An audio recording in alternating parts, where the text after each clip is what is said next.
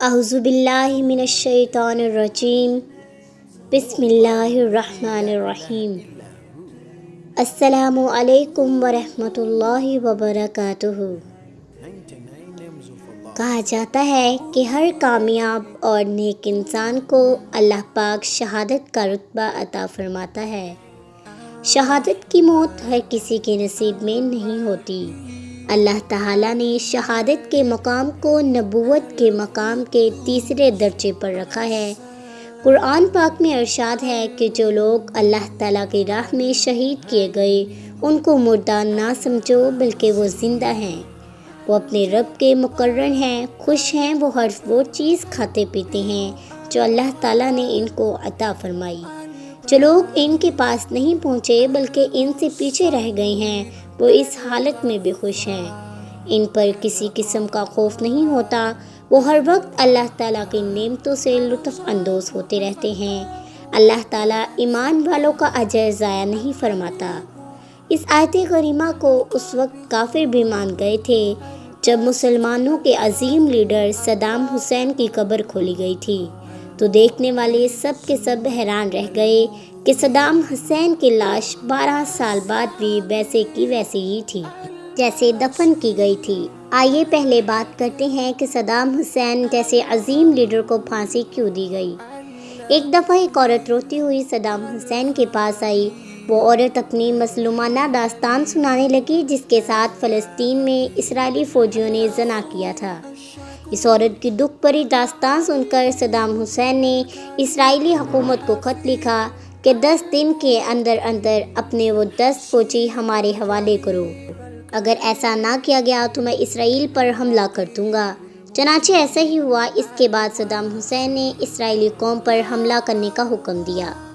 پھر Saddam Hussein کے حکم سے اسرائیل کے دارالحکومت پر 40 میزائل داغے گئے جس سے اسرائیل کے ہوش ہی اڑ گئے۔ صدام حسین اپنی مرضی کے مطابق فیصلے کرنے والے تھے۔ صدام حسین اس وقت اتنے طاقتور تھے کہ کسی اور ملک کی ہمت نہ ہوئی کہ صدام حسین کو غلط کہہ سکے یا یہ پوچھے کہ انہوں نے یہ میزائل کیوں مارے ہیں۔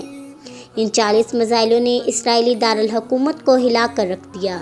ان دھماکوں میں بہت سے یہودی مارے گئے، اسرائیل کی بلڈنگیں تباہ و برباد ہو گئی۔ صدام حسین نے یہ 40 کے 40 میزائل یکے بعد دیگرے چھوڑے تھے۔ جب ایک میزائل سے مرنے والے یہودیوں کی لاشوں کو دوسرے یہودی اٹھا رہے ہوتے تو ایک اور میزائل چھوڑا جاتا تھا جس سے وہ یہودی بھی مارے جاتے تھے، لیکن خدا کی کچھ اور ہی مرضی تھی۔ وہاں سے کافی یہودی بچ نکلے۔ آج بھی یہودی صدام حسین کے نام سے خوف کھاتے ہیں۔ وہ صدام حسین کو ہٹلر ثانی کا نام دیتے تھے۔ اب سب ملکوں کے دلوں میں یہ خوف بیٹھ گیا کہ ہم نے عراق کو چھیڑنے کی کوشش کی تو یہ ہماری نسلیں تباہ و برباد کر کے رکھ دے گا۔ اب یہ سارے ملک اندر ہی اندر سازشیں کرنے لگے۔ امریکہ نے اپنی حفاظت کے سلسلے میں یہ سوچنا شروع کیا کہ کس طرح صدام حسین کو توڑا جائے۔ امریکہ ہر صورت عراق پر حملہ کرنا چاہتا تھا اور اس حملے کو درست ثابت کرنے کے لیے ایک بہت ہی بڑا کھیل کھیلا گیا۔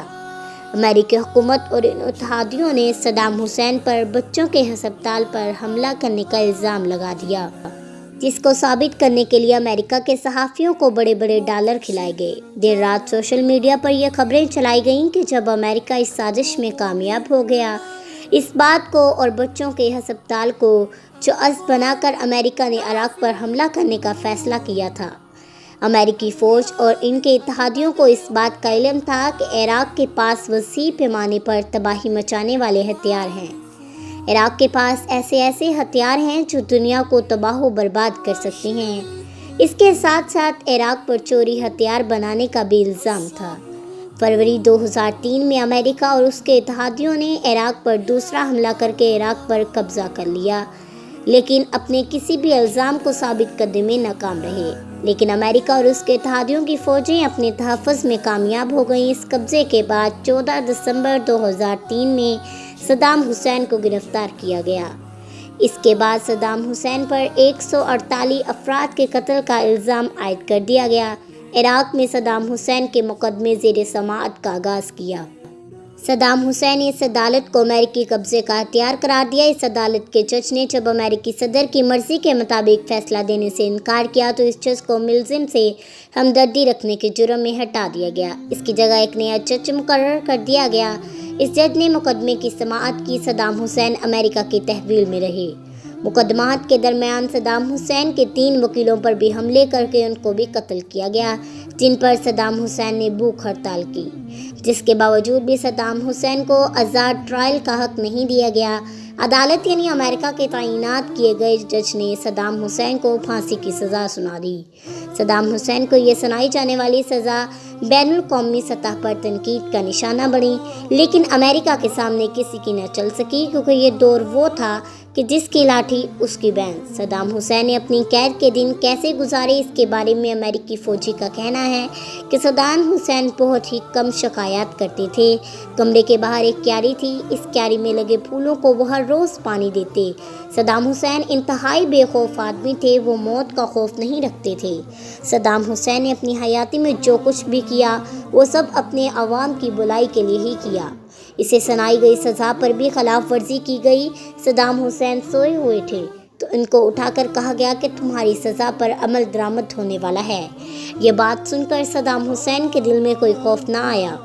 انہوں نے اپنے آخری سفر کی تیاری کی۔ صدام حسین نے غسل کیا، اللہ تعالیٰ کی عبادت میں مشغول ہو گئے، شکرانے کے نفل ادا کیے، پھر ناشتہ کیا اور اپنے عزیز و اقارب کو خطوط لکھے۔